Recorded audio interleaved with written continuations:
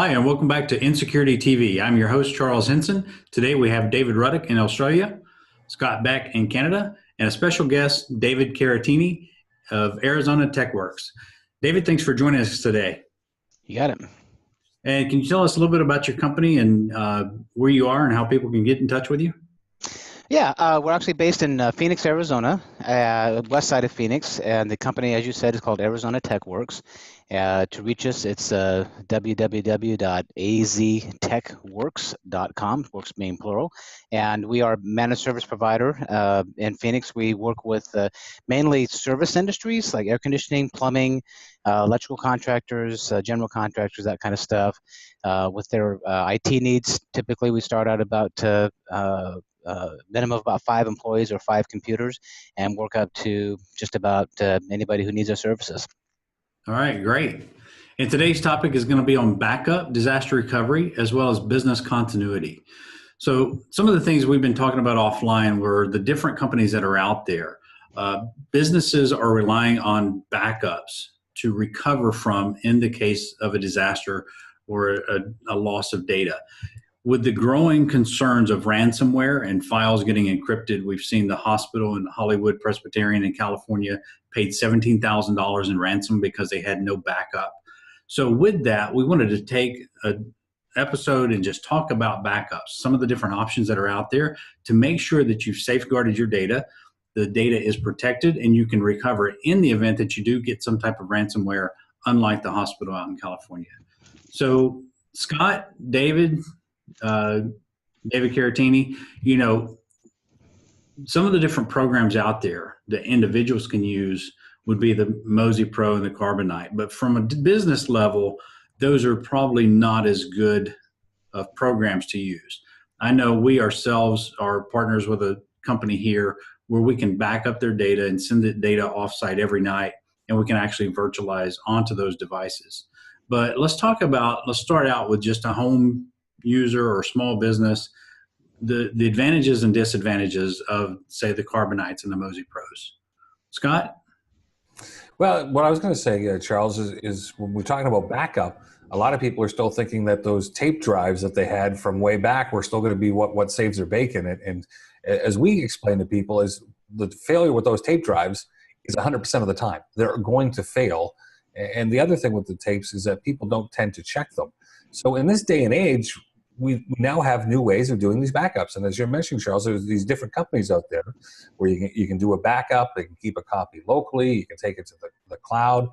You can actually virtualize, as you were saying, somebody's setup. So in the case that they lost a whole building, you actually have some business continuity that you can keep up and keep flowing. From the home use, Carbonite, they're based out of Boston. They've got a great little product if you're looking to back up some photos or some pictures, that kind of thing. On the business side of thing, not so good because they can't handle typical business applications. All right. Caratini, I know that you've had some concerns with clients using like the Mozy Pro and the Carbonites. What are some of the concerns from a business standpoint of businesses using them versus an individual? I think the biggest concern that a business should be thinking about is how fast can they get their data back.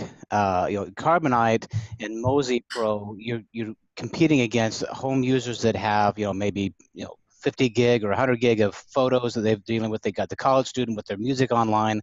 And if they're doing a restore, the only way to restore is through the internet. So if you're competing, first of all, with all these people who might be doing a restore at the same time, you're also competing against the amount of available bandwidth. If you have hundreds of gigabytes worth of data, which Carbonite, their $60 a year plan, it's unlimited. You can store anything you want. But how fast are you going to be able to get that information back? Can you wait a week or two for the restoration to happen? How complete is that restoration going to be? Are we talking about databases? That kind of stuff. Carbonite doesn't do databases. So there's a lot of things where business owners think they're secure, and they're in fact quite insecure, and they just haven't thought about the implications of what happens if we have a total failure on their hands. David Ruddock? Yeah, I was just going to say as well, the other issue that we face with a lot of businesses is they're not understanding of the compliance or regulation regarding the storage of their data. So a lot of these tools may use cheap offshore, data centers where they're storing it, or they may not encrypt the data before it's sent. And for a lot of organizations and associations, that's illegal. But because they haven't been taken through that sort of policy, they don't understand. One of their mates is using Mosey or Carbonite to back up, so many 100 gigs of their photos at home. And they think because it's good for home, why can't it be used for business? And, there are so many reasons why it's just not good for business.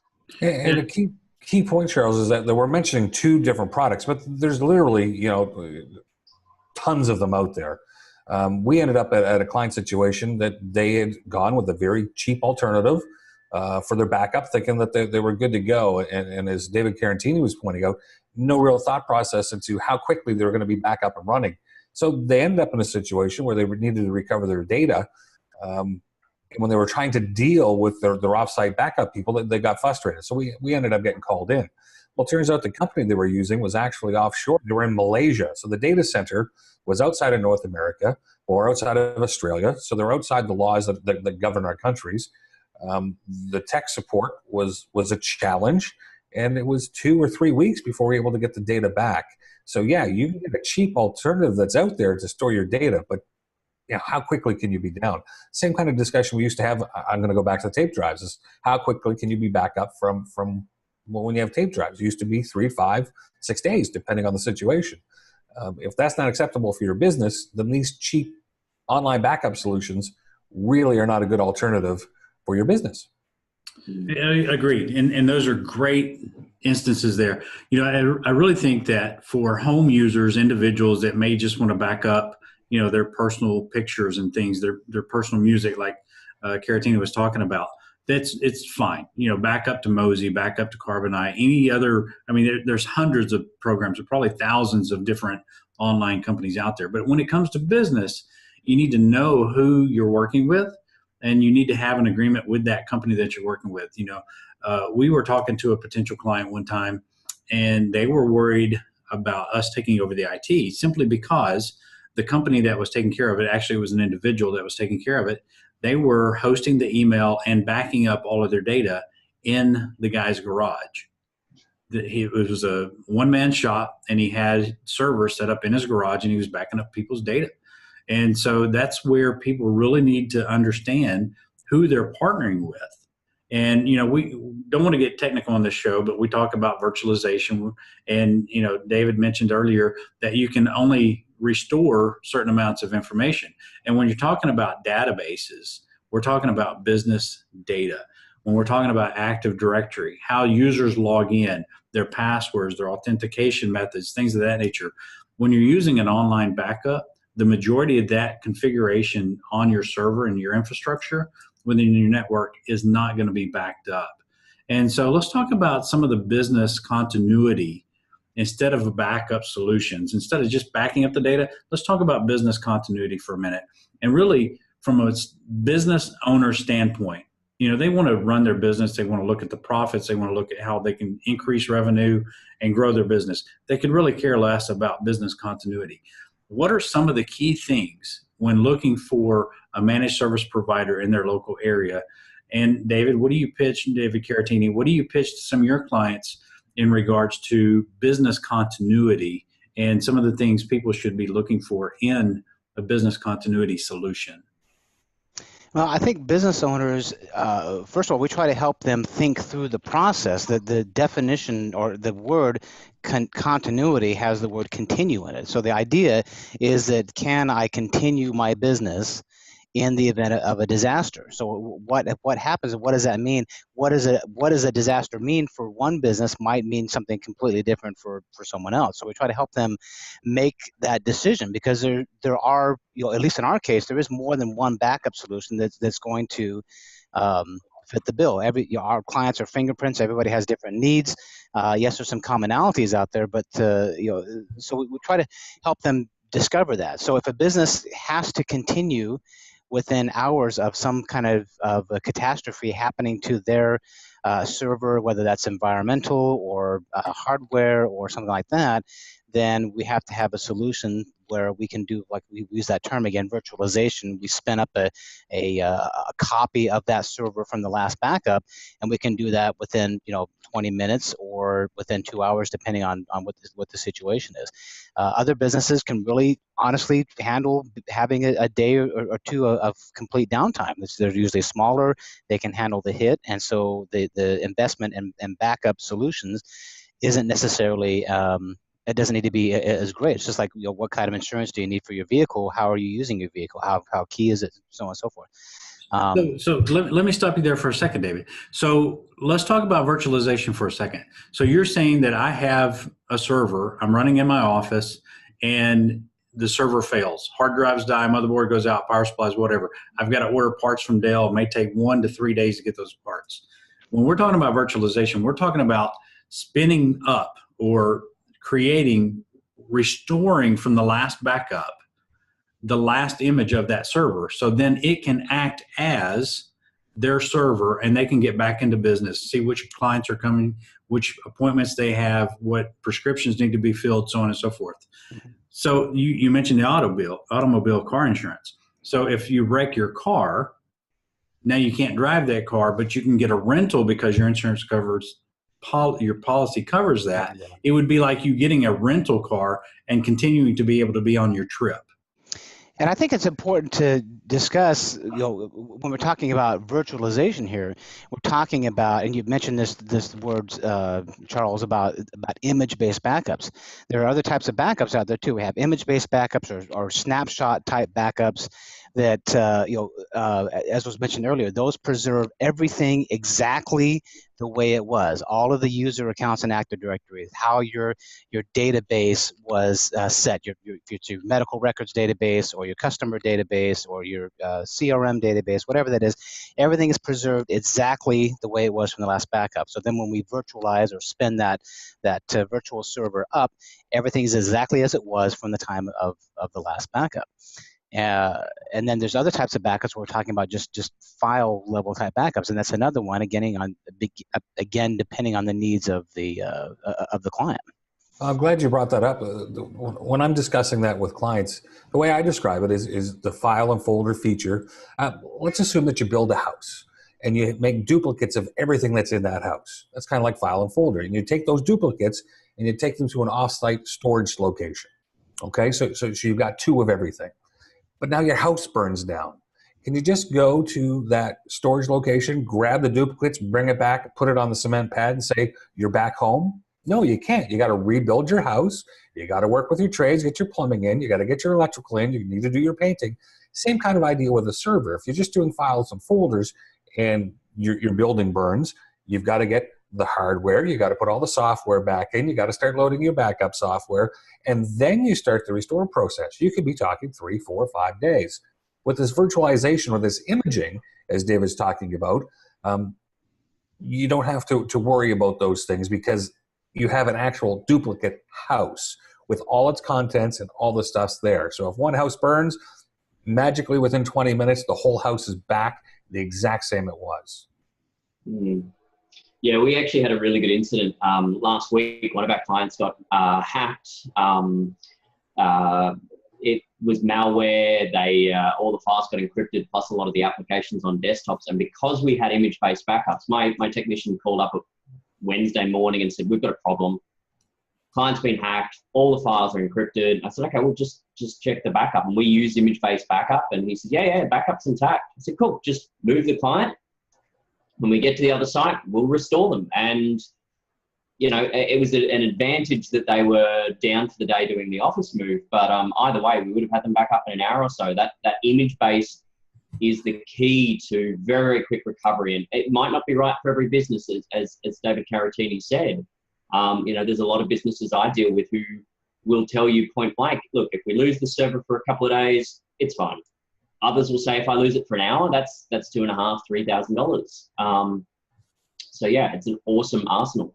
So when a business says that I can do without my server for 2 to 3 days, ask them, can I go grab the power supply out of it? Or take the power cable and take it home for a couple of days and see if it affects your business? because, it really does. And with the business continuity that we're talking about, I'm not sure of the solutions that you guys are using, but I know that, for instance, we got a call at 7:30 one morning, and it was a dental practice, and their server wouldn't boot, and they had a hard drive that had failed in their server. Well, they had patients coming in. Not only did they have patients coming in to get their teeth cleaned, but they needed the x-rays, they needed to do fillings, they needed to reschedule those people to come back 6 months later for follow-ups and or within the next couple of weeks for follow-ups. They had no information of who was walking in the door that day. So from our office, we actually remotely took control of the backup server, and we started the virtualization process.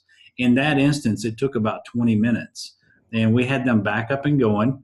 Some instances take longer than that. Some, take about 20 minutes. But in that instance, we had them back up and running in 20 minutes. All their devices were looking at the calendars.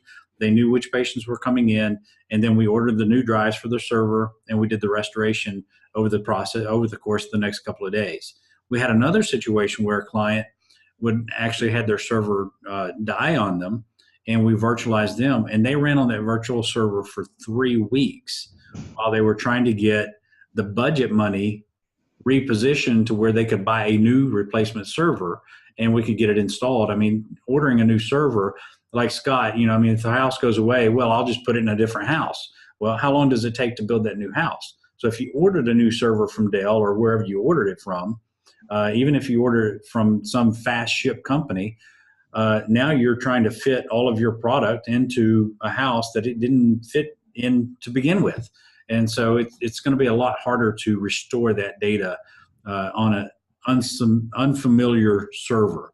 So in all these cases, business continuity is very important for businesses.